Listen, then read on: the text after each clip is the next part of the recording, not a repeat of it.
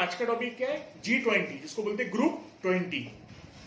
अब देखो G20 का जो टॉपिक लिया अपन ने, अभी G20 न्यूज में है, बहुत ज्यादा इंपॉर्टेंट टॉपिक है ये, दो रीजंस की वजह से, यूपीएससी एमपीएससी के लिए, दोनों यूपीएससी और एमपीएससी के लिए। पहला रीजन ये है उसका कि अभी करंट में समिट हुई इंडोनेशिया में। समिट तो हर साल ही होती, लेकिन ये रिलेवेंट क्यों बन गया था? एक तो इंडोनेशिया में हुई है, दूसरी बात इंपॉर्टेंट ये है कि अगला प्रेसिडेंट इसका इंडिया है। समिट हुई वो कौन सी है? 17 इंडोनेशिया में, बाली में, ठीक है। उसका जो एजेंडा है वो है रिकवर टुगेदर, रिकवर स्ट्रॉन्गर। अपन देखेंगे कि G20 है क्या, G20 का सिग्निफिकेंस क्या है, उसके बाद में हम ये देखेंगे उसका वर्किंग कैसा है, उसका फंक्शनिंग कैसा है, उसके बाद में हम ये देखेंगे कि उसका सिग्निफिकेंस क्या है, उसके बाद में देखेंगे उसके इश्यूज में क्या चल रहा है, उसमें उसका है क्या, उतना इंपैक्टफुल है या नहीं है। उसके बाद में ये देखेंगे कि उसका वे फॉरवर्ड क्या, और इंडिया के कॉन्टेक्स्ट में क्या रिलेवेंस है उसका, इंडिया का क्या रोल है उसमें, ठीक है। G20 जो ग्रुप है, G20 ये 1999 में फॉर्म हुआ था। ये इनफॉर्मल ग्रुप है। ये 1999 में फॉर्म क्यों हुआ था, जबकि ऑलरेडी ग्रुप्स थे, G7 भी ऑलरेडी था, पर G20 क्यों हुआ? G20 इसीलिए हुआ कि 1997 में एशियन फाइनेंशियल क्राइसिस हुई थी। एशियन फाइनेंशियल क्राइसिस होने की वजह से ग्लोबल इकोनॉमी और पर्टिकुलरली ईस्ट एशियन इकोनॉमी पूरी हिल गई थी। उसकी वजह से एक नीड लगी कि यार अपने को एक इकोनॉमी में कोऑर्डिनेशन की जरूरत है, इसीलिए G20 ग्रुप फॉर्म हुआ। ग्रुप का मेन एम है कि global financial stability, global financial अपन स्टेबिलिटी कैसे रख सकते हैं। और उसकी एक ब्यूटी ये है इस ग्रुप की, इसमें डेवलप्ड और डेवलपिंग कंट्रीज दोनों साथ में है। मतलब सिर्फ पहले के दूसरे ग्रुप्स कैसे G7 वगैरह कि उसमें जो डेवलप कंट्रीज है, इसमें क्या है, डेवलप्ड भी और डेवलपिंग भी है। मतलब इसमें बोलने का मतलब ये है कि इसमें मिडिल इनकम कंट्रीज भी इन्वॉल्व है, तो उनके भी स्टेक्स इसमें है। तो इसीलिए ये ग्रुप का इफेक्टिवनेस ज्यादा बढ़ जाता है, क्योंकि जो प्रॉब्लम्स रिच कंट्रीज तो कर रहे हैं और मिडिल इनकम भी जो फेस कर रहे हैं वो भी अपने बात रख सकते ग्रुप में, ठीक है। और इससे एक अच्छा कोऑर्डिनेशन तैयार हो सकता है फाइनेंशियल स्टेबिलिटी के लिए। अगर अपन सिग्निफिकेंस देखें, पूरे वर्ल्ड में जितनी पॉपुलेशन है, सिर्फ ये 20 कंट्रीज का जो ग्रुप है, 19+1 जिसको बोलते हैं, जो 20 मेंबर्स का जो ग्रुप है, 2/3 पॉपुलेशन रिप्रेजेंट करता। पूरे वर्ल्ड की 2/3 पॉपुलेशन ये G20 रिप्रेजेंट करता। दूसरी बात, 85% ग्लोबल जीडीपी यहां से कवर होता। 85% पूरे वर्ल्ड का जीडीपी सीधे G20 ग्रुप रिप्रेजेंट करता। वर्ल्ड में पूरी जितनी इन्वेस्टमेंट होती, उसकी 80% इन्वेस्टमेंट सिर्फ ये इतने मेंबर से होती। जितना ट्रेड है, समझ लो 100%, अगर पूरे वर्ल्ड का 200 कंट्रीज है, 200 के आसपास कंट्रीज है, उनका सबका अगर 100% वर्ल्ड का ट्रेड है, तो 75% वर्ल्ड का ट्रेड सिर्फ ये 20 मेंबर करते हैं। मतलब इतना ज्यादा ही G20 का सिग्निफिकेंस। अपने को देख के लगता है G20 तो है, सिर्फ 20 ही तो मेंबर कंट्रीज है, बट ऐसा नहीं है। वो 20 कंट्रीज बहुत बड़ा कंट्रीब्यूशन देते हैं, बहुत ज्यादा इंपैक्टफुल है वर्ल्ड इकोनॉमी के लिए पूरे। ये 20 कंट्रीज ऐसे सिलेक्टिव कंट्रीज है। इसके मेंबर्स क्या है वो देख लेते हैं। इंडिया इसका मेंबर है कि नहीं है? इंडिया मेंबर है, तभी प्रेसिडेंट बनने वाला है, तभी न्यूज में इतना। उसके बाद में यूएस भी है, जापान भी है, चाइना भी है, रशिया भी है, ऑस्ट्रेलिया भी है, यूनाइटेड किंगडम भी है, फ्रांस भी है। समझ में? ऐसे कुल मिला के उसके 20 है। तो लेकिन उसमें 19+1 बोला जाता है उसको। 19+1 इसलिए बोलते हैं कि 19 इंडिविजुअल कंट्रीज और 1 यूरोपियन यूनियन है। यूरोपियन यूनियन की जो कंट्रीज है उसको एक ग्रुप में यूरोपियन यूनियन के इसमें कंसिडर किया जाता है। आया समझ में? इसलिए उसको क्या बोलते हैं? 19+1। 1 जो है वो क्या है? European union. अब देखो एक प्रीलिम्स पॉइंट ऑफ व्यू से बता देता हूं। प्रीलिम्स में पूछा हुआ है और एक प्रीलिम्स में किस टाइप से क्वेश्चन तैयार हो सकता है। कौन से कंट्री मेंबर नहीं है जो इंपॉर्टेंट है, उनका आपको नाम याद रहना चाहिए। जैसा पाकिस्तान इसका मेंबर है या नहीं है?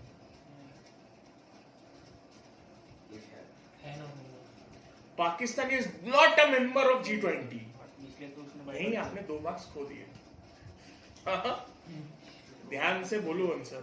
सिर्फ पाकिस्तान बॉयकॉट कर रहा है, पाकिस्तान मेंबर बन गया क्या? नहीं। आपको कैसे बॉयकॉट कर रहा हूं बाद में बताऊंगा मैं, but Pakistan is not a member of G20। समझ में कितना रिलेवेंट है, छोटी छोटी बातें निगलेक्ट कर देते हो। ये पूछेंगे क्वेश्चन, इंडिया तो है वो सबको मालूम पड़ गया है क्यों इंडिया, लेकिन पाकिस्तान नहीं है, ठीक है।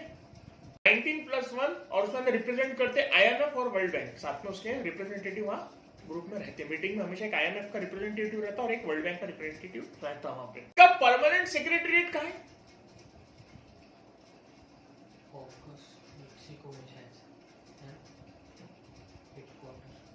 परमानेंट सेक्रेटरीट कहां है इसका, मतलब इसका हेडक्वार्टर कहां है?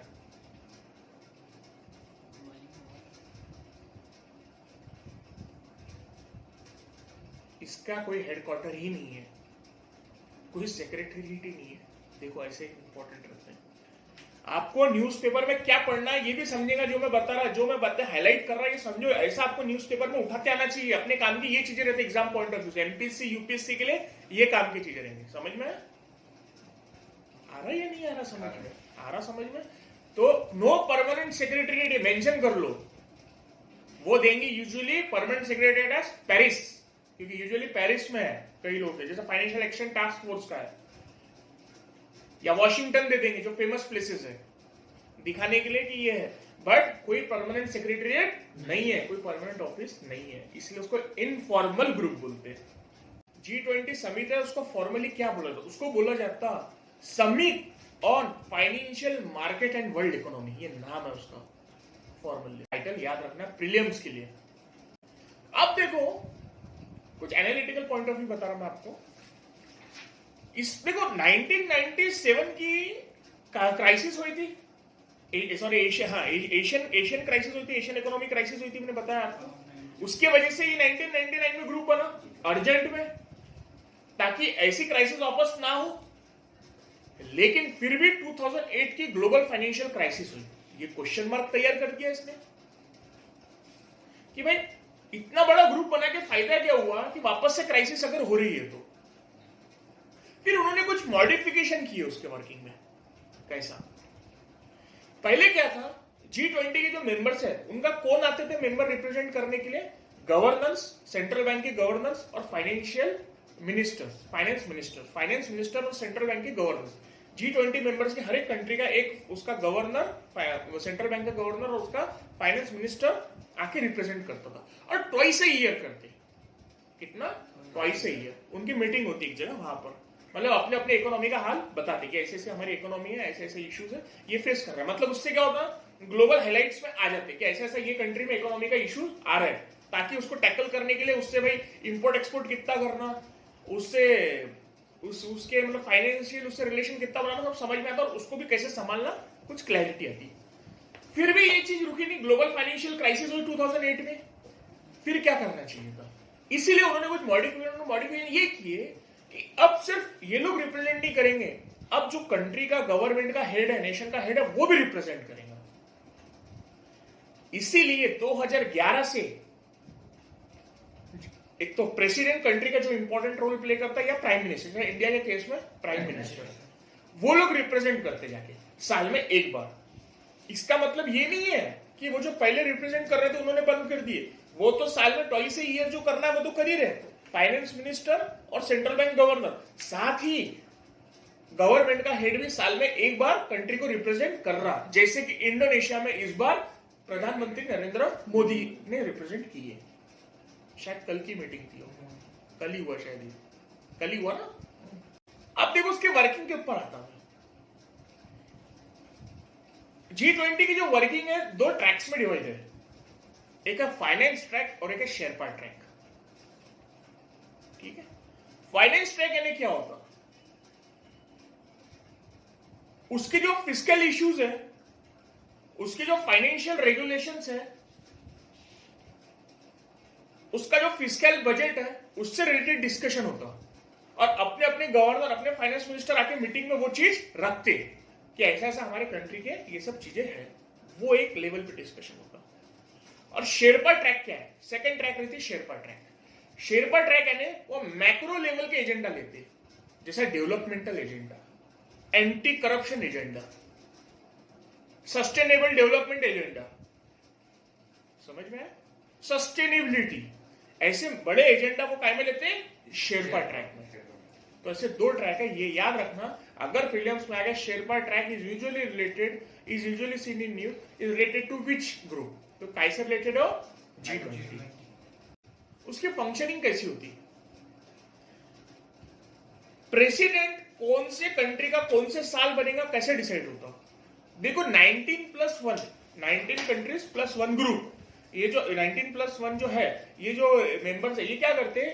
20 हो गए टोटल, ये 19+1, ये डिवाइड करते 5 ग्रुप्स में, ये डिवाइड करते 5 ग्रुप में।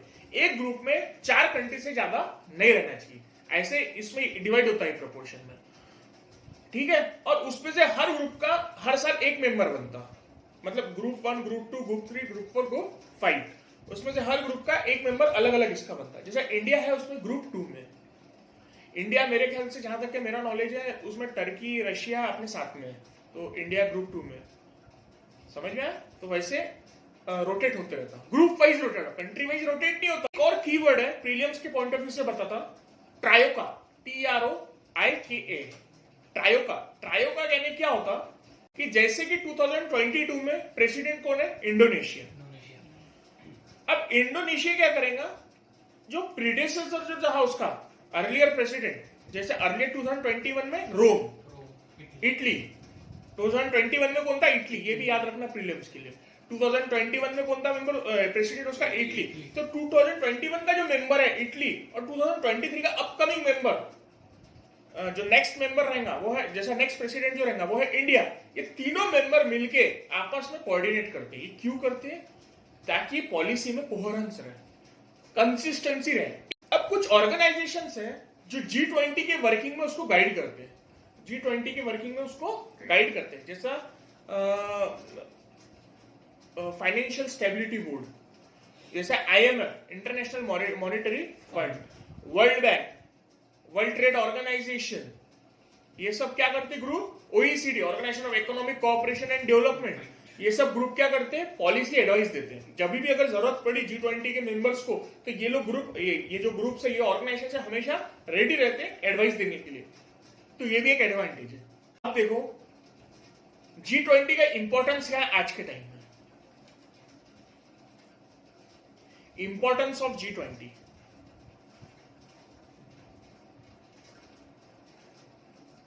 सबसे पहला इंपॉर्टेंस है कि ये साथ में लाता वर्ल्ड की सबसे पावरफुल इकोनॉमीज को,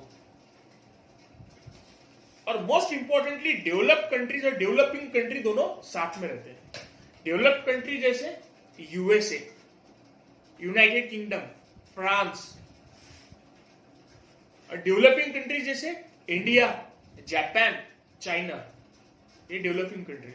एक प्लेटफॉर्म पे ब्राजील, ये सब कंट्रीज साथ में बैठ के एक प्लेटफॉर्म पे डिस्कशन करते हैं। नहीं तो क्या होता, डेवलप कंट्री अपना अलग करते रहते हैं, डेवलपिंग कंट्री अपना अलग करते रहते हैं, कुछ कोऑर्डिनेशन होते नहीं रहता। डेवलप कंट्री अपने हिसाब से डिसीजन लेते हैं, डेवलपिंग कंट्री बेचारे गरीबी डिसीजन अपने हिसाब से लेते हैं, तो कोऑर्डिनेशन बराबर होता नहीं। तो ये क्या करते हैं, अभी साथ में बैठ के लेवल टू लेवल बात करते हैं। तो एक अच्छा प्लेटफॉर्म है एक में की समस्या सुनने का, इकोनॉमिक इश्यू देना, क्योंकि आज का जो टाइम है वो है ग्लोबलाइजेशन का। ग्लोबलाइजेशन का टाइम यानी क्या होता है? इंटरकनेक्टिविटी। आज यूएस से इंडिया जुड़ा हुआ है, इंडिया से रशिया जुड़ा है, रशिया से चाइना जुड़ा है, हर कंट्री एक में से जुड़ी है। जैसे कि रशिया यूक्रेन वॉर हुआ, तो उससे आज इंडिया पे इफेक्ट हुआ, इंडिया की महंगाई बढ़ गई, इन्फ्लेशन बढ़ गया था इंडिया में। मैंने बताया जैसा रशिया यूक्रेन का वॉर हुआ तो ऑयल इंपोर्ट, ऑयल एक्सपोर्ट पे दिक्कत होगी, तो अपने को इंपोर्ट पे दिक्कत होगी, फिर ऑयल महंगा होगा इंडिया में। इन्फ्लेशन कितना बढ़ गया था, तो रशिया यूक्रेन उसका कारण था। तो ऐसे मतलब ये इसको क्या बोलते हैं? ग्लोबलाइजेशन, इंटरकनेक्टिविटी, सबका हर कंट्री एक में पे डिपेंडेंट है। समझ में आ गया? आज वेस्ट एशिया में कुछ वॉर हो गया तो इंडिया में इन्फ्लेशन बढ़ जाता वापस से, बराबर है? इंपोर्ट एक्सपोर्ट की साइकिल अपनी डिस्टर्ब हो जाती, ट्रेड डिस्टर्ब हो जाता। तो इसीलिए क्या है, ग्लोबलाइजेशन के सिनेरियो में एक प्लेटफॉर्म पे इतने सारे कंट्रीज आ रहे हैं, मिल रहे हैं, ये बहुत अच्छी बात है और जरूरत है इस चीज की, बराबर है? एक में की समस्या सुन सकते हैं। सेकेंड चीज, टू अवॉइड क्राइसिस, क्या होता, जैसा एशियन क्राइसिस हो गई, बराबर है? एशियन क्राइसिस हो गई, 1997 की 2008 की ग्लोबल फाइनेंशियल क्राइसिस हो गई, इतने सारे क्राइसिस हुए। तो ये क्राइसिस को अगर हैंडल करना है, हैंडल नहीं भी तो पहले उसको अवॉइड करना है, प्रिवेंट करना है, तो ऐसे इकोनॉमी को साथ में आना जरूरी है। क्योंकि क्या होता है, एक बार कुछ गड़बड़ हो गई फिर बाद में आए तो दिक्कत है, फिर जल्दी से सॉल्व नहीं होती, फिर उसको टाइम लगता। इसीलिए पहली साथ में आए तो कोऑर्डिनेशन अच्छा होता। अब ये G20 ने अपने लेमन ब्रदर्स का जब क्राइसिस हुई थी 2008 में 9 में यूएसए में, तो बहुत ज्यादा हेल्प हुआ था। यूरोप में और यूएस में बहुत इंपैक्ट होता, लेकिन फिर भी G20 कंट्रीज में मिलकर एक अच्छा खासा कोऑर्डिनेट करी थी उस चीज को लेकर। तो क्या होता, क्राइसिस अवॉइड करना है, इकोनॉमिक क्राइसिस, उसके लिए ये बहुत ज्यादा हेल्पफुल रहती, मैनेज करती है सिचुएशन, बराबर है, और प्रिवेंटिव मेजर्स भी लेती है। आया समझ में? तीसरा उसका इंपॉर्टेंस है conducive for economic growth. Economic growth में फायदा होता है इससे क्या होता है, डेवलपमेंट बढ़ता, कोऑर्डिनेशन बढ़ता, इंपोर्ट एक्सपोर्ट ट्रेड बढ़ने के चांसेस ज्यादा रहते, डिस्कशन ज्यादा होता, और नए नए रास्ते क्या है डेवलपमेंट के वो डिसाइड होते, ग्रोथ के रास्ते क्या है और हम किस तरीके से ट्रेड कर सकते हैं वो डिस्कशन होता। तो इससे क्या होता, इकोनॉमिक ग्रोथ बढ़ने के ज्यादा पॉसिबिलिटीज रहती है इससे, बराबर है।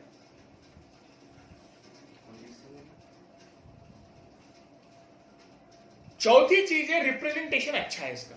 क्या हुआ था, मोर रिप्रेजेंटेशन, क्योंकि अर्लियर जो ग्रुप है G7 उसमें सिर्फ कौन थे, इंडस्ट्रियलाइज कंट्रीज, कौन थे, इंडस्ट्रियलाइज कंट्रीज और डेवलप कंट्रीज। अब आज जो G20 में सिर्फ इंडस्ट्रियलाइज ही नहीं, जो डेवलपिंग है वो भी है, तो रिप्रेजेंटेशन ज्यादा है। स्पेशली ग्लोबल साउथ को रिप्रेजेंट किया है इसने।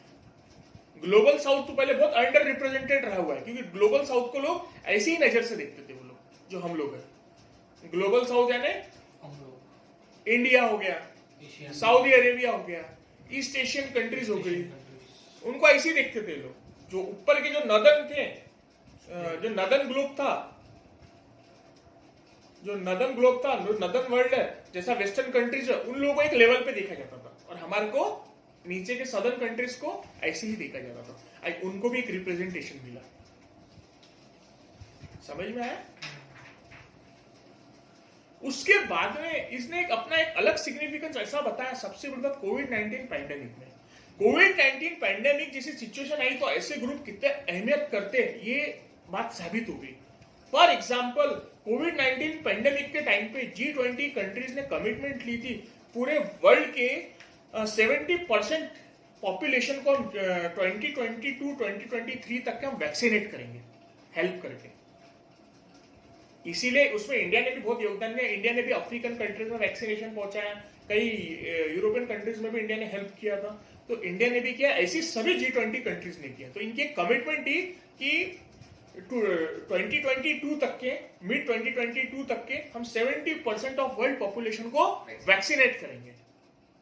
तो कोविड-19 पैंडेमिक को हैंडल करने में, टैकल करने में, डील करने में, क्राइसिस में G20 कंट्रीज ने एक बहुत बड़ा रोल प्ले किया है।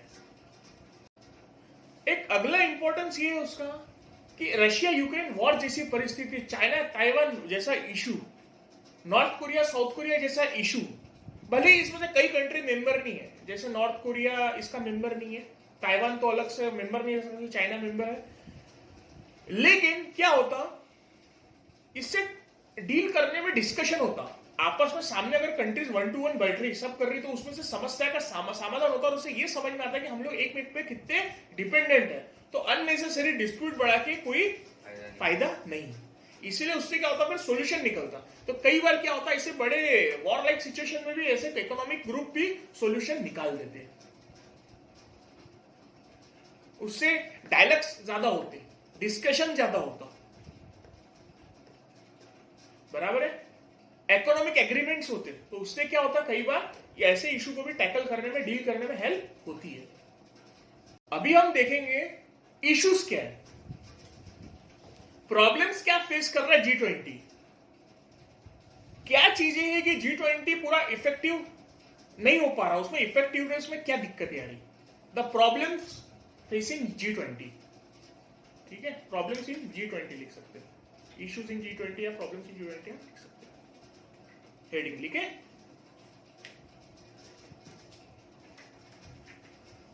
सबसे पहला प्रॉब्लम यह है कि नॉट लीगली बाइंडिंग डिसीजंस। अब देखो G20 की जो मीटिंग्स होती, तो वो क्या होता, सब ग्रुप के मेंबर्स आते, डिस्कशन करते, डिबेट करते और एक कंसेंसस से एक डिक्लेरेशन निकालते। डिसीजन नहीं लेते, एक्चुअली वो क्या करते हैं, डिक्लेरेशन करते हैं। डिक्लेरेशन इसलिए बोल रहा है क्योंकि वो बाइंडिंग नहीं रहता किसी पे, बस वो एक नॉर्मल डिक्लेरेशन रहता है। और उसमें क्या रहता है, क्योंकि देखो सॉवरन कंट्रीज रहते हैं, तो कोई किसी पे तुम जबरदस्ती तो कर नहीं सकते, तुम्हारे को इम्प्लीमेंट करना है, बराबर है। ये कंसेंसस के हिसाब से ग्रुप है, तो उससे क्या होता है, ये बाइंडिंग नहीं रहता। तो कई बार क्या होता है कि कई बार डिसीजंस ले लेते बट कोई फायदा ही नहीं होता, फ्रूटफुल कुछ उसका रिजल्ट ही नहीं निकलता, क्योंकि कोई कंट्री अगर उसको कंप्लाई नहीं कर रही, फॉर एग्जांपल यूएसए ने कोई डिसीजन से कंप्लाई नहीं करी, आप क्या बोल लोगे उसको? आप जबरदस्ती कर सकते हैं उसको? नहीं करना है भाई, ऐसा बोल देंगे, फिर क्या करोगे? इसीलिए क्या होगा, बाइंडिंग डिसीजन नहीं, इसलिए दिक्कत है। इसलिए इसके डिसीजन क्या होने चाहिए, बाइंडिंग। ये पहला प्रॉब्लम, ठीक है। दूसरा प्रॉब्लम क्या है, उसके जो डिसीजंस लिए जाते हैं, उसके डिक्लेरेशन पास होते हैं, उसको इंप्लीमेंट करने के लिए, उसको एनफोर्स करने के लिए मैकेनिज्म ही नहीं है, उसको कंट्री के ऊपर छोड़ दिया जाता। जैसे कि अगर कोई डिसीजन लिया, फॉर एग्जाम्पल अभी अगर इंडोनेशिया के समिट ने फूड सप्लाई पे लिया, फूड मैनेजमेंट पे डिसीजन लिया, क्लाइमेट चेंज पे डिसीजन लिया, तो उसको कंट्रीज पे छोड़ देते कि तुम तुम्हारे हिसाब से डिसीजन लिया करो, उसके लिए कोई एनफोर्समेंट मैकेनिज्म नहीं है। मतलब अगर कोई कंट्री ने नहीं किया तो उसको तुम उसके पीछे लग के उसको एनफोर्स करना, या पूरे ग्रुप का एक साथ डिसीजन कहीं एनफोर्स करना, उसके लिए कोई मैकेनिज्म नहीं है। इसीलिए सिर्फ बातें होती, वो इंप्लीमेंट ऑन पेपर ही रहता, बट प्रैक्टिकली कई चीजें इंप्लीमेंट नहीं हो पाती, और उसके लिए कोई मैकेनिज्म भी नहीं है। मीटिंग में आते और फिर वहां से वापस जाने का तो अपने अपने काम में लग जाते हैं। समझ में आ रहा?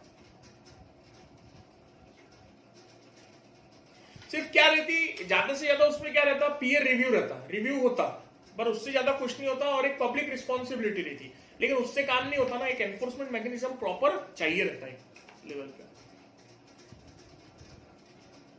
इसकी वजह से क्या हुआ, एक तो बाइंडिंग डिसीजन नहीं है, दूसरा तुम्हारा एनफोर्समेंट मैकेनिज्म नहीं है। दोनों बातों को लेके क्या हो गया, वो एक कंसल्टेटिव ग्रुप बन गया 20 लोगों का। जैसे कि 20 लोग आ रहे हैं साथ में, डिस्कस कर रहे हैं और वापस जा रहे हैं, एक कंसल्टेटिव ग्रुप बन के रह गया है, ज्यादा इफेक्टिव ग्रुप नहीं बन पा रहा। उसकी वजह से ये आपस से एक प्रॉब्लम है, किसके सामने नहीं आ गई, अभी रशिया यूक्रेन वॉर पे पोलराइजेशन ऑफ वर्ल्ड हो गया। क्या हो गया, पोलराइजेशन, मतलब डिवाइड हो गया है वर्ल्ड पूरा अलग अलग ग्रुप में। कुछ यूएस के साथ में हो गया है, कुछ मतलब जो कुछ यूक्रेन के साथ में ग्रुप हो गया, जैसे यूक्रेन के साथ में western countries, USA, European countries हो गए, किसके साथ में, यूक्रेन के साथ में, और रशिया के साथ में हो गया चाइना, नॉर्थ कोरिया, ये अलग ग्रुप हो गया। तो इससे क्या हो गया, वर्ल्ड पोलराइज हो गया है। वर्ल्ड पोलराइजेशन की वजह से क्या हो गया, वर्ल्ड पोलराइजेशन की वजह से हो गया, आज वो एक प्लेटफॉर्म में विलिंग नहीं है उनमें आपस में सामने 1 to 1 बैठना। ये बटा तो ये मुंह टेढ़ा करता, वो बटा तो वो मुंह टेढ़ा करता। रशिया आया ही नहीं इस बार मीटिंग में, not willing to sit on the same table, नाराजगी हो गई एक में से। वो आया तो हॉल के बाहर वो चल जाता देश का प्रेसिडेंट, ये आया तो इधर चल जाता, उनको लाने में इंडिया परेशान होता। मोदी जी बोलते तू भी आ, साथ में बैठाने की कोशिश करते, बट वो सुनते नहीं, और इंडिया जुगाड़ में पहले आगे रहता। हाँ, इंडिया बराबर बैठा था, मोदी जी बोलते बैठ के चाय पियेंगे सब, आ जाओ, टेंशन मत लो, बट रशिया मान नहीं रहा। रशिया बोलता इंडिया को, मोदी जी तुम्हारे को जो चाहिए सब, मैं खाना खाता, बिरयानी खाता, सब खाता तुम्हारे साथ बैठ के, बट मेरे को उसके साथ फोर्स मत करो। जैसा आपस में लड़के अपने कॉलेज में वगैरह जैसे तुम लड़ते, उस टाइप का उनका चलता। ठीक है, तो इस बार रशिया ने पार्टिसिपेट नहीं किया है मीटिंग में इंडोनेशिया में, यूएस आ रहा बोल के। तो इससे वजह से क्या हो रहा है, एक क्राइसिस जो चल रही, उसके वजह से एक प्रॉपर नेगोशिएशन नहीं हो रहा। रशिया नहीं आया तो बहुत इंप्लीकेशन होता, क्योंकि रशिया बहुत बड़ा कंट्रीब्यूटर है इकोनॉमी में वर्ल्ड के, और बहुत बड़ा पॉपुलर, मतलब इकोनॉमी वाइज, ट्रेड वाइज उसका बहुत ज्यादा कंट्रीब्यूशन है वर्ल्ड में। तो वो नहीं आना, यानी एक अच्छा खासा डिसीजन में इंपैक्ट होता। समझ में आ रहा, एक निगेटिव इंपैक्ट होता, इंप्लीमेंट नहीं हो पाता ना, इतना बड़ा कंट्री नहीं आएंगी तो आज कितने बड़ी कंट्री है वो। आज ये पोलराइजेशन की वजह से क्या हो रहा, पोलराइजेशन भी बोलो या फिर पोलराइजेशन के अलावा, पोलराइजेशन तो बहाना हो गया, और वैसे भी हर कंट्रीज अपना हित देख रही खुद का, वो ये नहीं देख रही कि वर्ल्ड लेवल पे अपनी क्या रिस्पॉन्सिबिलिटी है, वो क्या कर रही, अपना खुद का सोच रही। इससे एक नया वर्ड आ गया G0। G0 यानी ऐसा है कि भाई हमारे को कोई ग्रुप में रहना नहीं है, हम अकेले हैं, नेशन फॉर इटसेल्फ, मैं मेरे देश के लिए, खुद के लिए हूं। तो G0 का एक कॉन्सेप्ट बहुत चल रहा है अभी। फॉर एग्जाम्पल प्रोटेक्शनिज्म, प्रोटेक्शनिज्म की पॉलिसी रहेगी। प्रोटेक्शनिज्म यानी क्या होता कि अपने कंट्रीज का फायदा देख रहे हैं, टैक्स बढ़ा दे रहे हैं, नाम को ग्लोबलाइजेशन है, सिर्फ फायदे की बात आती है अपनी तो ग्लोबलाइजेशन दिखता, और जब खुद के ऊपर बात आती है तो ग्लोबलाइजेशन नहीं, फिर आती है G0 की बात। हाँ, मतलब टैरिफ पॉलिसी लगाते, जैसे कि यूएसए आज वर्ल्ड की सबसे बड़ी इकोनॉमी है, तो यूएसए प्रोटेक्शनिज्म के लेवल पे आ गया था, स्पेशली ट्रम्प के टाइम का रूल। ट्रम्प के टाइम पे उसने 2015 के न्यूक्लियर डील से निकल गया, क्लाइमेट चेंज पेरिस एग्रीमेंट से उसने हाथ निकाल दिया था, बराबर है। उसके बाद में टैरिफ पॉलिसी उसने बढ़ा दिया था, H1B वीजा जो रहते वो कम कर दिया था उसने, मतलब दूसरे कंट्रीज के लोग जाके वहां एम्प्लॉय कर सकते, वो वीजा भी कम कर दिया था उसने, प्रोपोर्शन। माइग्रेशन पे भी उसने सही में रोक लगाई थी। टैरिफ पॉलिसी सबसे बड़ी बात है, टैरिफ पॉलिसी उसने ट्रेड के ऊपर टैक्स बहुत बढ़ा दिया, जैसे इंडिया कुछ एक्सपोर्ट कर रहा है यूएसए में, उसके ऊपर टैक्स इतना बढ़ा दिया कि अपनी कोई प्रोडक्ट खरीदेगा ही नहीं महंगा रहने की वजह से। जो यहाँ 50 रुपए की चीज है वहां वो 100 रुपए की चीज हो जाएगी, सीधा डबल। 5-10 रुपए का टैक्स बढ़ाया तो समझ में आता 5-10%, लेकिन वो सीधा एकदम ज्यादा लेवल पे हाइक कर रहा है टैक्स, टैरिफ बहुत ज्यादा लगा रहा है, तो उससे वैसे क्या, अपनी चीजें वहां महंगे हो जाते हैं, तो उसके से कोई लेता क्या फिर, तो ऐसे टैरिफ पॉलिसी कर रहा था। जॉय बाइडेन आया अभी इस टाइम पे, जॉय बाइडेन ने आके जो नया प्रेसिडेंट है यूएसए का, उसने कई पॉलिसी रिवर्स किया डोनाल्ड ट्रम्प की। उसने जैसे कि क्लाइमेट चेंज का रिवर्स किया, उसने पार्टिसिपेट कर लिया, माइग्रेशन के इसमें वापस से उसने एक अच्छा पॉजिटिव साइड बताया, लेकिन टैरिफ पॉलिसी में अभी भी उसने चेंज नहीं किया। टैरिफ पॉलिसी वही की वही है यूएसए, मतलब प्रोटेक्शनिज्म बोलते हैं इसको, खुद को प्रोटेक्ट कर रहे हैं। अगर ऐसा करेंगे तो फिर ग्लोबलाइजेशन सही से वर्क कर पाएंगे क्या? तो इसीलिए बोलते हैं इसको G0, एक वर्ड आया, किसी को किसी की परवाह नहीं, खुद का ही देख रहे बस। तो ऐसे टाइम पे फिर G20 ग्रुप का कोई मतलब रह जाता क्या? फिर फायदा क्या है? तुम बैठ भी रहे, आके वहां पर मीटिंग में चाय पी रहे, नाश्ता कर रहे हैं, बैठ के क्या फायदा? सिर्फ बातें कर रहे हैं और वहां जाके G0 कर रहे हैं फिर। हाँ, यहाँ G20 कर रहे हैं, वहां G0 कर रहे हैं, कोई फायदा है क्या फिर? इसीलिए ये भी एक दिक्कत है। नेक्स्ट है इनफॉर्मल इंस्टीट्यूशन बन गया है वो, कोई परमानेंट सेक्रेटरीट ही नहीं है उसका, तो कोई एक ऑफिशियल कुछ लगता ही नहीं, कुछ कि कहीं ऑफिस है, कुछ है, कोई हेडक्वार्टर है उसका, कहीं जाओ बैठो, कहीं ऑफिशियल डॉक्यूमेंट्स कहीं रिकॉर्ड हो रहे, कुछ ऐसा लगती फीलिंग ही नहीं आती, कुछ सेक्रेटरीट ही नहीं है। इसलिए क्या बन गया हो? Informal group. तो इनफॉर्मल रहने से लोग सीरियसली नहीं लेते, फिर उसको मेंबर लेते क्या सीरियसली? बोला था इनफॉर्मल ही है ये, लोड नहीं है जाता फिर कुछ ऐसा, समझ में आया? एक ये भी दिक्कत है। अगला एक इशू ये हो रहा है वो G20 का, ये क्या कर रहे हैं, स्मॉल कंट्रीज जो है, जो उसके मेंबर्स नहीं है, छोटे छोटे कंट्रीज, उनके डिसीजंस को बहुत डोमिनेट कर रहे हैं लोग G20। मतलब क्या होता है, ये लोग G20 आपस में बैठ के बड़े बड़े डिसीजन ले लेते हैं, उनसे पूछते भी नहीं, उनको पप्पू के जैसा डिस्कस कर रहे हैं, पप्पू के जैसा उनको कंसिडर किया जाता। छोटे कंट्रीज को क्या कंसिडर किया जाता? पप्पू। उनसे कोई अपन कैसा रहते हैं, एक खेलते थे मालूम है पहले, आपको मालूम होगा कि हाँ, आप लोग के टाइम पे, मेरे पहले और आपका अभी का टाइम, तो आप लोग जैसा खेलते, तो कच्चा नींबू रहता, कच्चा नींबू कैसा रहता, उसका लोड नहीं लेते, वो ना इधर का ना इधर का, हाँ तू है तो खेल बस वैसा स्मॉलर कंट्रीज को G20 ने बना के रखा है, कोई लोड ही नहीं लेते, पूछते भी नहीं उनसे। उगांडा को नाइजीरिया को पूछते भी नहीं, मतलब ऐसा है कि भाई हम ले रहे तो तुम्हारे को मानना है, तुम्हारा कोई रिलेवेंस नहीं है डिसीजन मेकिंग। तो ये दिक्कत हो जाती है उनके लिए, उनके ऑलरेडी बेचारे छोटे कंट्री की छोटी छोटी इकोनॉमी है, उनसे तुम पूछोगे उनके क्या समस्या है तो कैसे समाधान, तुमसे अपना अपना देख रहे G20 सब।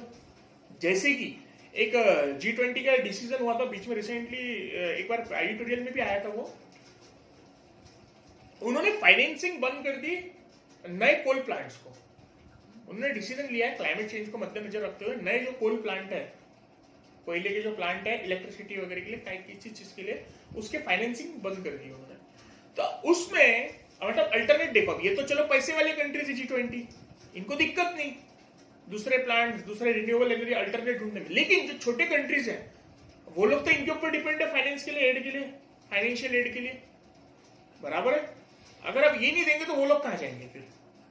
अब उनको तो बेचारों को बोलने का मौका भी नहीं मिला, हमारी ये परिस्थिति, हमारी इकोनॉमी की ये हालत है, नहीं बोले तो ठीक है भाई, अब दूसरा सोर्सेज देखेंगे रिन्यूएबल एनर्जी का, बराबर है, जैसा विंड, सोलर, लेकिन ये महंगे पड़ते हैं ना प्लांट, ये इतना आसान है क्या सोर्स जनरेट करना? हाइड्रो पावर ये सब कॉस्टली है ये, और एकदम से सडन तैयार नहीं होता, फाइनेंस की जरूरत पड़ती। अब ये कंट्री देंगे तो अब इनको क्या करना पड़ेगा? अल्टरनेट फाइनेंस, अल्टरनेट सोर्स, उसके हिसाब से डिसाइड करना, मतलब आगे एक टेंशन उनके दिमाग पे। समझ में आ रहा? तो ऐसे ही क्या करते हैं, स्मॉलर कंट्रीज के डिसीजन को इन्फ्लुएंस करते हैं। आया समझ में? उसके बाद में क्या है, ये लोग बन तो गए G20 के मेंबर, दूसरों के सॉल्व करना तो छोड़ो, पहले आपस में खुद की प्रॉब्लम सॉल्व नहीं कर पा रहे लोग। मतलब G20 इतने सालों का ग्रुप है, लेकिन अभी तक के खुद के आपस के उनके ट्रेड की जो इश्यूज है, उनके आपस के इकोनॉमिक इश्यूज है, आपस में जो डिस्प्यूट्स है वही सॉल्व नहीं हुए। इसी की वजह से इसके वर्किंग में भी दिक्कत थी। फॉर एग्जाम्पल यूएस चाइना का जो ट्रेड का इशू है, उनमें अभी बहुत वॉर चल रहा है, ट्रेड वॉर चालू है। किसमें चालू है? यूएस और चाइना में भी ट्रेड वॉर चालू है, कि चाइना उसके ऊपर टैरिफ ज्यादा लगाता, फिर यूएस इसके ऊपर टैरिफ ज्यादा लगाता। चाइना उसके कुछ प्रोडक्ट को बॉयकॉट कर डालता, फिर यूएस चाइना के कुछ प्रोडक्ट को बॉयकॉट करता। बराबर है? अब जैसा यूएस ने एप्पल का प्लांट एक अभी इंडिया में खोल दिया, पहले कहां था? सिर्फ चाइना में। चाइना में असेंबल होता था एप्पल के प्रोडक्ट्स, जो एप्पल का फोन यूज करते हैं उसके प्रोडक्ट, एप्पल का फोन, एप्पल का टैबलेट जो भी है, उसके प्रोडक्ट कहां असेंबल होते थे? चाइना में। अभी ट्रेड वॉर के मध्य चलते हुए भले इंडिया के लिए अच्छा हुआ, बात अलग है, लेकिन एक कहीं ना कहीं उसकी एक नाराजगी रखते हुए उसने क्या किया, एक प्लांट यहां खोल दिया। तब उसके रिवेंज में फिर चाइना कुछ करता यूएसए के खिलाफ। समझ में आ रहा? तो ऐसे इनमें क्या चल रहा है? ट्रेड वॉर, ट्रेड डिस्प्यूट, ये सॉल्व नहीं हो रहा। तो फिर G20 का क्या रिलेवेंस है, जबकि चाइना भी G20 का मेंबर है और यूएसए भी G20 का मेंबर है? तो कोई आउटपुट है क्या? फिर क्या आउटपुट है अगर आपस के इनके प्रॉब्लम सॉल्व नहीं हो रहे? तो अगला एक प्रॉब्लम है उसमें अंडर रिप्रेजेंटेशन, मतलब रिप्रेजेंटेशन ही नहीं किया उन्होंने, ऐसा रीजनल प्रॉपर रिप्रेजेंटेशन नहीं है। अपने हिसाब से जो उनको लगा जरूरी कंट्री है उनको मेंबर बना दिया। उसका एक एग्जांपल बताता मैं। अच्छा, पूरे अफ्रीकन कॉन्टिनेंट कितना बड़ा है? पूरा अफ्रीका, अगर आप मैप में कितनी कंट्रीज है, वहां पर कई कंट्रीज है, लेकिन उसका सिर्फ एक ही मेंबर है, वो है साउथ अफ्रीका। पूरे G20 पूरे अफ्रीका में से ये गलत है। बाकी मेंबर क्या कर रहे हैं? आलू छिलते बैठे वो लोग, वो बोल रहे हम क्या करेंगे सारा, हमारे प्रॉब्लम्स कौन रखेगा सामने? तो पूरे अफ्रीकन कॉन्टिनेंट को एक ही मतलब एक ही वहां का मेंबर है साउथ अफ्रीका। इतने सारे कंट्रीज को छोड़ दिया, और रहना चाहिए था वहां के।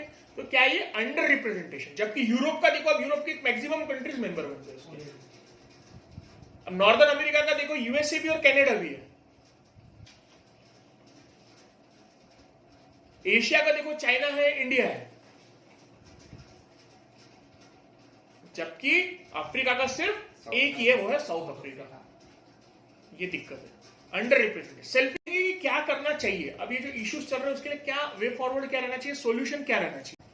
सबसे पहले तो उसका डिसीजन को बाइंडिंग नहीं भी हो, लेकिन एक फोर्सफुली उसको इंप्लीमेंट हो, ऐसा कुछ मैकेनिज्म तैयार करना चाहिए।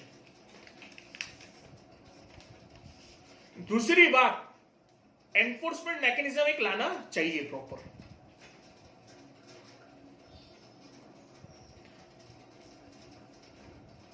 पहला क्या बोला अपने, डिसीजन फोर्सफुली कंप्लाई करे, उसके लिए एक मैकेनिज्म तैयार करो। दूसरा, एक एनफोर्समेंट मैकेनिज्म उसके लिए लाना चाहिए, उसके डिसीजंस को कंटिन्यू मॉनिटर करने के लिए, किसमें कितना इंप्रूवमेंट है देखने के लिए। तीसरा है, प्रॉपर कोऑर्डिनेशन होना चाहिए मेंबर्स में।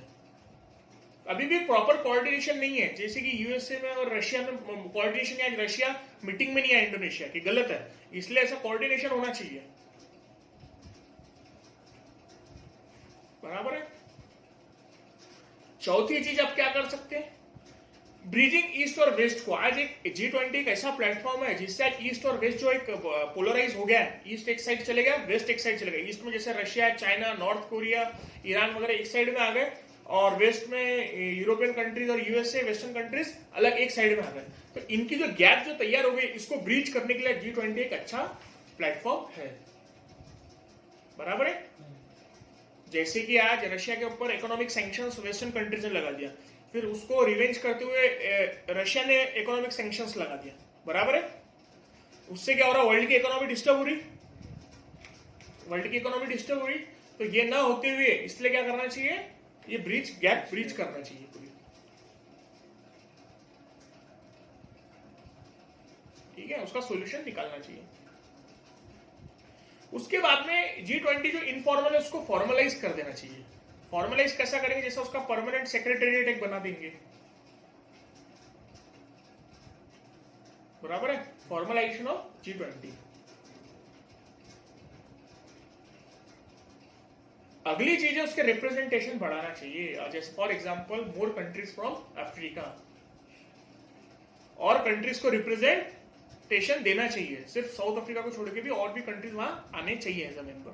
इंपॉर्टेंट एजेंडा जो आज वर्ल्ड फेस कर रहा है, सबसे पहला तो है क्लाइमेट चेंज, दूसरा है पब्लिक हेल्थ, जो कोविड के टाइम पे दिख गया कि हेल्थ के अंदर कोऑर्डिनेशन वर्ल्ड में कंट्रीज में कितना जरूरी है, इसीलिए ये climate change, public health should be की एजेंडा ऑफ G20। समझ में, climate change, public health should be the key agenda of G20 meetings. अब इंडिया का एंगल देखते हैं अपन। देखो इंडिया के एंगल से अगर देखो तो इंडिया को एक रीजनल लीडर बोल के उभरने के लिए बहुत अच्छा प्लेटफॉर्म है, और इंडिया एक अपना बहुत अच्छा अहमियत अपनी साबित कर सकता है, क्योंकि देखो दो ग्रुप में वर्ल्ड डिवाइड हो गया है, वेस्ट और ईस्ट। तो इसमें इंडिया क्या कर सकता है, ब्रिज जो करना है उसके अंदर इंडिया एक अच्छा रोल प्ले कर सकता है, मीडिएटर, ब्रिज का काम इंडिया कर सकता है। तो इंडिया के पास में एक अच्छा प्लेटफॉर्म है अपनी डिप्लोमेटिक स्किल दिखाने का, to show the diplomatic skill G20,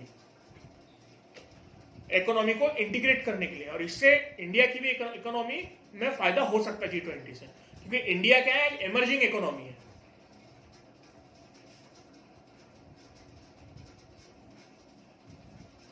लेकिन आज इंडिया के सामने साथ ही एक बहुत बड़ा चैलेंज है। नेक्स्ट प्रेसिडेंट है इंडिया, और वर्ल्ड है आज डिवाइड, यूक्रेन रशिया वॉर को लेके, और साथ ही न्यूक्लियर कॉन्फ्लिक्ट एक रिवॉल्व कर रहा वर्ल्ड पे, न्यूक्लियर वॉर का एक इशू चल रहा। तो इसको मद्देनजर रखते हुए इंडिया को एक टैकल करना नेक्स्ट मीटिंग में बहुत बड़ा एक चैलेंज रहेगा, कि सबको लेते हुए साथ में चलना और सबको एक प्लेटफॉर्म पे बैठाना। समझ में आया? तो इंडिया के लिए एक चैलेंज है यूक्रेन रशिया वॉर के लाइट में, और जो न्यूक्लियर इशू जो चल रहा उसको मद्देनजर रखते हुए नेक्स्ट जो इंडिया प्रेसिडेंट रहने वाला है 2023 में, उसमें सबको साथ में बैठाना है एक टेबल पे। अब देखो कि ये कहा गया, अब आपको एक एंगल ये होगा इंडिया का बता एंगल, ठीक है। अब साथ ही बताता क्यों पाकिस्तान ने बॉयकॉट किया था इंडिया को, G20 को। क्योंकि इंडिया ने क्या लिया है डिसीजन, इंडिया ने एक सजेशन रखा है कि 2023 में G20 की मीटिंग जम्मू एंड कश्मीर के कुछ एरियाज में रखेंगे बोले, तो उसके कुछ सेशंस जो रहते हैं वो कहाँ रखेंगे, जम्मू कश्मीर में। अब पाकिस्तान खुद तो मेंबर नहीं है, पाकिस्तान बॉयकॉट कर सकता है क्या? पाकिस्तान बॉयकॉट करेगा तो अपना फर्क पड़ेगा, तो मेंबर ही नहीं, तो वैसे भी नहीं आने वाला है। तो पाकिस्तान ने क्या बोला, अपने जो अलाय है सऊदी अरेबिया, टर्की, चाइना, कि तुम इसको बॉयकॉट करो इंडिया की मीटिंग को। पाकिस्तान ने क्या बोला, डायरेक्ट तो बॉयकॉट कर नहीं सकता था, क्योंकि पाकिस्तान G20 का मेंबर है क्या? नहीं है। तो पाकिस्तान ने जो उसके अलाय है टर्की, सऊदी अरेबिया, चाइना, उनको बोला कि तुम G20 को बॉयकॉट करो। क्योंकि अब बात है कि इंडिया ने जम्मू कश्मीर में क्यों बोला, क्योंकि जम्मू कश्मीर अगर वहां पर इतने सारे कंट्रीज की अगर मीटिंग हो गई कि Jammu Kashmir already disputed issue है, तो उसमें हो गई तो ऐसा इनडायरेक्टली वो ऐसी मान्यता हो जाएंगी कि जम्मू कश्मीर पूरा G20 के सभी मेंबर मानते वो इंडिया का पार्ट है, तभी इंडिया की मीटिंग जम्मू कश्मीर में हुई, ऐसा मतलब हो गया उसका। इसीलिए मोदी जी ने छक्का मार दिया गुरदास में। अब वो देखेंगे 2023 में क्या वर्कआउट होगा, लेकिन ये अच्छा है स्ट्रेटेजिक। लेकिन साथ ही जैसे कि अगर आप कंपेयर करोगे, अपन ने क्योंकि रिवेंज लिए, काय का रिवेंज लिए, क्योंकि पाकिस्तान ने क्या किया था, चाइना को डिस्प्यूटेड पाकिस्तान ऑक्यूपाइड कश्मीर में से घुसा दिया, जबकि हमने भी ऑब्जेक्शन लिए थे, लेकिन चाइना रुका क्या? नहीं। उसने चाइना पाकिस्तान इकोनॉमिक कॉरिडोर डाल दिया डिस्प्यूटेड जो पाकिस्तान ऑक्यूपाइड कश्मीर है उसमें से, जबकि उसमें से भी नहीं डालना चाहिए था आइडियली, क्योंकि अभी भी डिसाइड नहीं हुआ कि वो इंडिया का पार्ट है या पाकिस्तान का पार्ट है, लेकिन तो भी उसने डाल दिया। इसलिए इंडिया ने उसके रिवेंज में क्या किया, अभी G20 की मीटिंग जम्मू कश्मीर में रखा। और पॉजिटिव ये कि कई कंट्रीज उसके फेवर में है।